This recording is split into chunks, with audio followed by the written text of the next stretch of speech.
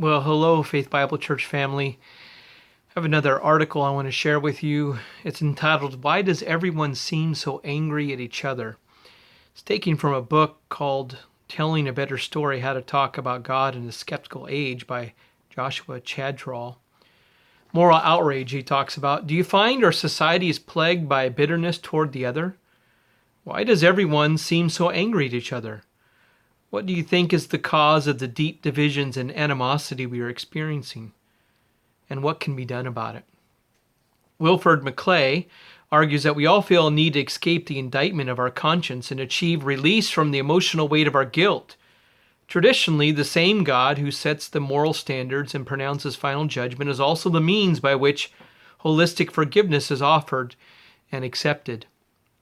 Yet out of a desire to eliminate what is viewed as oppressive doctrine, therapeutic rationalism has cut us off from the traditional remedy. The assurance to those who avail themselves of God's grace is that the verdict against the sinner has been paid and the impurity removed. The result is a freed person who is able to enjoy true psychological relief from guilt. But with no God and no substitutionary death on the cross, our culture has turned to its own type of scapegoat to remove the guilt. Our culture looks for someone to blame for our problem. We seek someone or some group to bear all of our collective guilt so that we can feel relatively free and innocent, though, as McClay observes, quote, almost none of this has occurred consciously. Quote, the approach ironically ends up borrowing, albeit with disastrous results, from a religious paradigm. It is a story of people working out their salvation in fear and trembling. McClay elaborates. With moral responsibility comes inevitable moral guilt. So if one wishes to be accounted innocent, one must find a way to make the claim that one cannot be held morally responsible. This is precisely what the status of victimhood accomplishes. When one is a certifiable victim, one is released from moral responsibility, since a victim is someone who is by definition not responsible for his condition, but can point to another who is responsible. This is not to deny that there's real moral struggle between victims and oppressors, but Clay does not, nor should any Christian suggest otherwise. Rather, his point is that all sides are now rushing to identify as the victim, claiming the status for themselves, and when this happens, it undermines the hope of true reconciliation and the embrace of the, quote, the other, end quote, because it justifies animus and malice. Quote, but victimhood is its most potent promises not only release from responsibility, but an ability to displace that responsibility into others. As a victim, one can project onto another person the victimizer or oppressor and feelings of guilt he might harbor, and in projecting that guilt, lift it from his own shoulders. The result is an astonishing reversal, in which the designated victimizer plays the role of a scapegoat, upon whose head the sin comes to rest, and who pays the price for it. By contrast, in appropriating the status of victim or identifying oneself with victims, the victimized can experience a profound sense of moral release, of recovered innocence. It is no wonder that this has become so common as a gambit in our time. So effectively does it deal with the problem of guilt, at least individually and in short run, though at the price of social pathologies in the larger society that will likely prove unsustainable. Welcome to our world of microaggressions, fanatical student protest, and Twitter wars.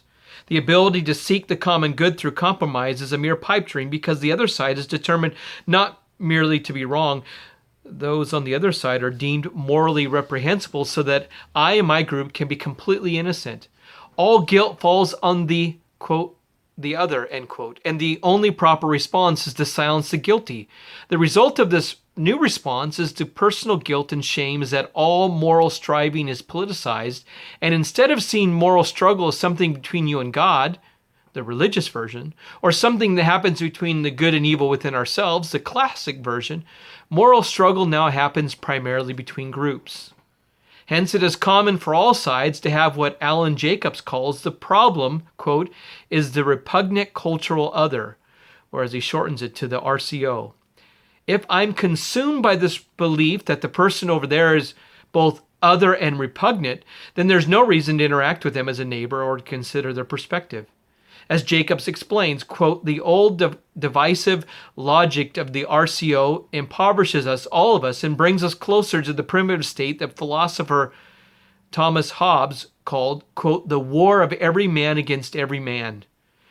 Christianity tells a different story about our guilt, social interactions, and hope for how humans might live together with both diversity and unity. First, the Bible tells a story that indeed says we are each guilty objectively before God, no matter how much we ought to try to suppress the subjective feelings of guilt.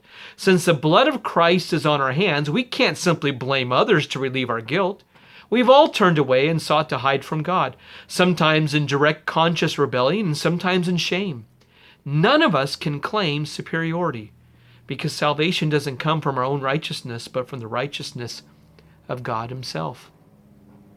When someone truly believes this, the temptation for public shaming or to flaunt our own moral superiority is undermined.